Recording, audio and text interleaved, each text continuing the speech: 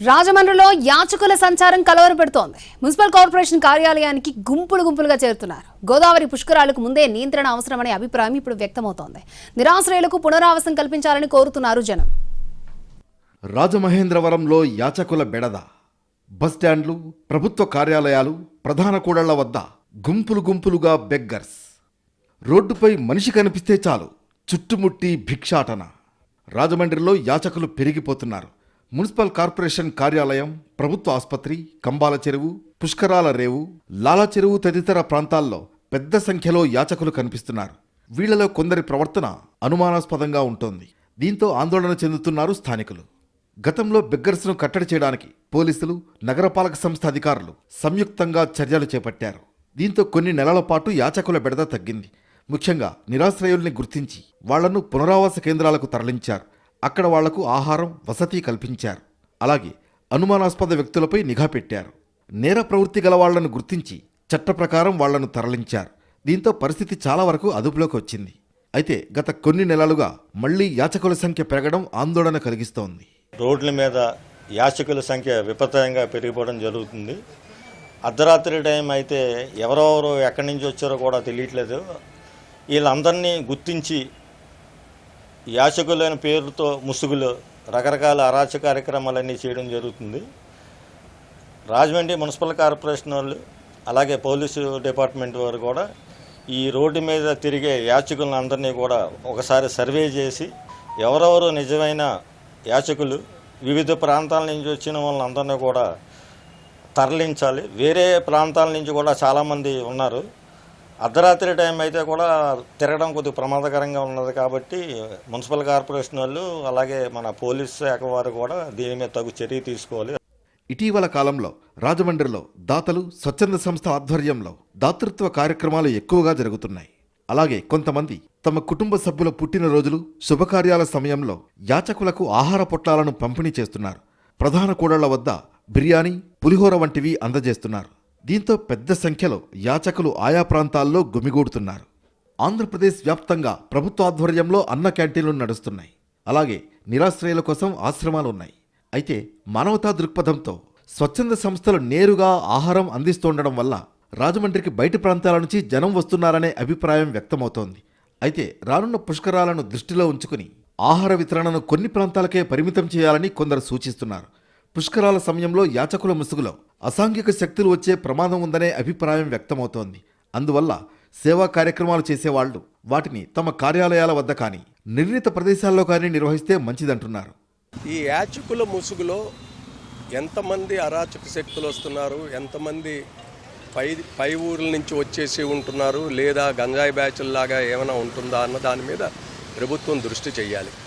ఎందుకంటే యాచకులని మనం అనుకుంటాం, యాచకులు కాకుండా ఆ ముసుగులో వచ్చే అనేక మంది ఎవరో ఏంటో తెలియని పరిస్థితుల్లో ఉంది. కాబట్టి ప్రభుత్వం దాని మీద నిఘా ఏర్పాటు చేయాలి. వచ్చేది పుష్కరాల్లో రాజమండ్రి పరిసర ప్రాంతాల్లోకి వచ్చే ఈ జనాభా భక్తుల్ని ఏ విధంగా ఈ యాచకులు అల్లరి పెట్టేవారో, డబ్బుల గురించి వెనకాల పడేవారో తెలుసు. కానీ కిందటి పుష్కరాల నుంచి కొంచెం కంట్రోల్గా ఉంది. అలాంటి కంట్రోలింగ్ చేస్తూ యాచకుల ముసుగులో ఎవరైనా ఉన్నారా అని తీసుకుంటూ, ఇప్పుడు చాలా చోట్ల నో యాచకులు అని చెప్పి ఒక బోర్డు పెడుతున్నారు. కొన్ని రాష్ట్రాల్లో యాచకులు లేని రాష్ట్రంగా కూడా ప్రకటించుకుంటున్నారు. అలాంటివి చేస్తే బాగుంటుంది, మంచిది కూడా. వృద్ధులు అవిటి వాళ్లే కాదు, పనిచేయగల వయసులో ఉన్న యువకులు కూడా యాచిస్తున్నారు. వీళ్లలో కొందరు మతిస్థిమితం లేని వాళ్లు కాగా, నిరాశ్రయులు కావడం వల్ల ఉపాధి దొరకని వాళ్లు ఇంకొందరు అని సామాజిక వర్గాలు పేర్కొంటున్నాయి. పగలంతా చెట్ల కింద, బస్టాండ్లలో గడుపుతున్నారు యాచకులు. రాత్రి వేళలో రోడ్డు మధ్య గల డివైడర్లపై నిద్రిస్తున్నారు. నిద్రలో కొందరు డివైడర్ నుంచి కిందకు జారి రోడ్డుపై గాఢ నిద్రలో గడుపుతున్నారు. ఇది ప్రమాదాలకు దారితీయవచ్చని ఆందోళన వ్యక్తం చేస్తున్నారు స్థానికులు. యాచకుల నియంత్రణ, పట్టణ నిర్వహణ బాధ్యతలు నిర్వర్తించే రాజమండ్రి మున్సిపల్ కార్పొరేషన్ కార్యాలయం ఎదుటే ప్రతిరోజు పెద్ద సంఖ్యలో యాచకులు గుమిగూడుతున్నారు. వివిధ పనుల కోసం ఇక్కడికొచ్చే వాళ్లతో పాటు కార్పొరేషన్ ఉద్యోగులు, ప్రజాప్రతినిధులను చుట్టుముట్టి డబ్బులు అడుగుతూ ఉండడంతో ఇబ్బంది పడుతున్నారు. రాజమండ్రి మహానగరంలో అనేక ప్రాంతాల్లో, అనేక చోట్ల చాలా ఎక్కువ సంఖ్యలో విశృంఖలంగా పెరిగిపోతున్న యాచకుల అంటే అసలైన యాచకులు ఎవరైనా అర్థం కాని పరిస్థితుల్లో అందరూ భిక్షాటనగా బయలుదేరి ముందు ఆయా ప్రాంతాల్లో ఉన్న ప్రయాణికులు కానీ వాళ్ళని కూడా చాలా ఇబ్బందికరమైన పరిస్థితులకు నెట్టివేస్తున్నారు. దాన్ని మనం చాలా ప్రమాదభరితంగా లేదు, ఇబ్బందికరమైన పరిస్థితుల్లో ఉంది అది. దాన్ని దృష్టిలో పెట్టుకుని పోలీసు వారు, మున్సిపల్ శాఖ, అలాగే వివిధ శాఖల సమన్వయంతో వీళ్ళని అరికట్టే ప్రయత్నాన్ని మనం తప్పక చేయవలసిన అవసరం అయితే ఉంది. గతంలో కొందరు దేశంలో ఒక ప్రాంతాల్లో నేరాలు చేసి మరో ప్రాంతంలో యాచకులుగా తిరిగిన సందర్భాలున్నాయి. ఇప్పుడు రాజమండ్రిలో బెగ్గర్స్లా తిరుగుతున్న వాళ్లలో నేరస్తులు కూడా ఉండి ఉంటారనే అనుమానాలు వ్యక్తమవుతున్నాయి. అంతేకాదు, గతంలో యాచకుల వేషంలో కొందరు నేరాలకు సైతం పాల్పడ్డారు. అందువల్ల అనుమానాస్పద వ్యక్తుల విషయంలో అప్రమత్తంగా ఉండాలంటున్నారు పోలీసులు.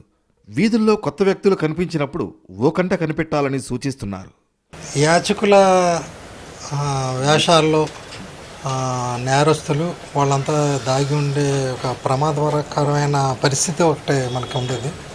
గతంలో పోల్చుకుంటే ఇంచుమించు ఒక 80% వరకు వాళ్ళని గుర్తించడం కూడా జరిగింది. అది వాళ్ళు ఎవరు అనేది కూడా మనం పోలీసులు వాళ్ళు వివిధ శాఖలు కూడా చేసిన ఇది ఉంది. అది వాళ్ళు చేస్తుంటే నిజమైన యాచకులు ఎవరిని మనం గుర్తించడానికి వీలుంటుంది. వచ్చే వాళ్ళ ప్రయాణికుల్ని కానీ ఇక్కడ ఉన్న స్థానికులు ఎవరైతే ఉన్నారో వాళ్ళని కూడా ఇబ్బంది నుంచి బయటికి రావడానికి అవకాశం ఉంటుంది. ఇదేంటంటే నేర స్వభావం కలగ వాళ్ళని గుర్తించడానికి వీలు కలుగుతూ ఉంటుంది. వాళ్ళని గుర్తించగలిగితే మిగతా వాళ్ళని మనం ఆయా ప్రాంతాల్లో ఉన్న యాచక పునరావాస కేంద్రాల్లోకి వాళ్ళు తరలించడం వల్ల కూడా మనకి మంచి జరుగుతుంది అన్నది ఒక అభిప్రాయం. వచ్చే ఏడాది గోదావరి పుష్కరాలు జరగనున్నాయి. ఆ సమయంలో దేశం నలుమూలల నుంచి లక్షలాది మంది రాజమహేంద్రవరానికి వస్తారు. ఇప్పటి నుంచే యాచకులను కట్టడి చేయకపోతే పుష్కరాల సమయంలో ఇబ్బందులు తప్పబోవనే అభిప్రాయం వ్యక్తమవుతోంది. నిజమైన నిరాశ్రయులకు మానవతా సాయం అందించాలని, యాచనను వృత్తిగా మార్చుకున్న వాళ్లను కట్టడి చేయాలంటున్నారు స్థానికులు. రాబోయే పుష్కరాల్లో ఇదే పరిస్థితి కొనసాగితే యాత్రికులకి చాలా ఇబ్బందికరంగా ఉంటుంది. కాబట్టి నిజమైన యాచకుల్ని గుర్తించి వాళ్ళకి పునర్వాస కేంద్రం ఎక్కడైనా కల్పించాలని చెప్పి మేము కోరుకుంటున్నాం. మొత్తానికి రాజమండ్రిలో యాచకుల సంఖ్య అనూహ్యంగా పెరిగిపోవడంతో స్థానికులు ఇబ్బంది పడుతున్నారు. అలాగే బెగ్గర్స్ ముసుగులో కొందరు నేరగాళ్లు కూడా ఉండొచ్చని, వాళ్లు దారుణాలకు ఒడిగట్టే ప్రమాదం ఉందని భయపడుతున్నారు. అందువల్ల బెగ్గర్స్ను కట్టడి చేయాలని కోరుతున్నారు రాజమండ్రి వాసులు.